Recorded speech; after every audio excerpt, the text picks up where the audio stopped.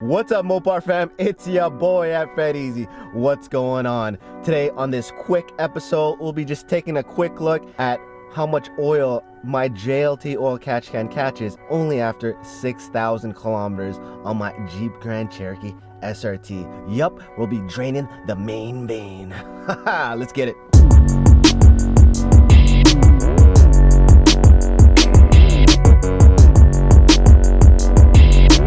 Alright everyone, so no tools needed for today, just a measuring cup for us to see how much oil the JLT Oil Catch can catches only after 6,000 kilometers.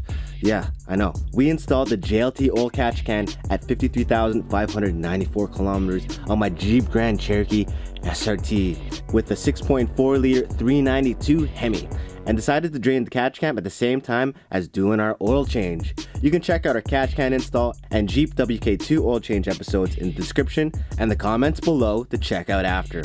Alright, let's get it. First thing to do is to pop the hood of the Mopar and locate your JLT oil catch can. After that, all we need to do is unscrew the bottom portion of the JLT catch can. Not only is it set up in a very accessible area, it is also such an easy way to drain the catch can.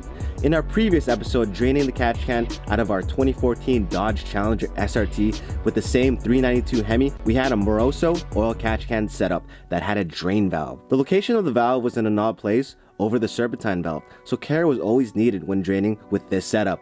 You can always check out this episode by hitting the link in the description and in the comments. Next, let's grab our measuring device and pour the contents of the JLT catch can into it.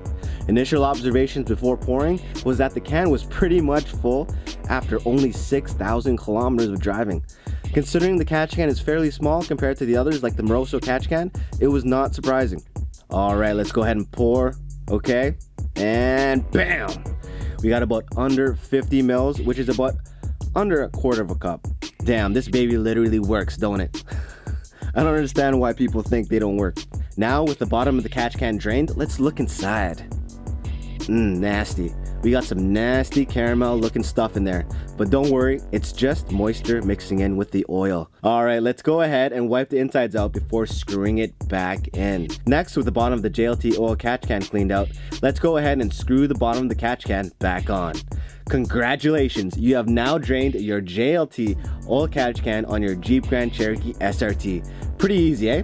The process will be similar for the 5.7 liter Hemi with the same JLT oil catch can setup.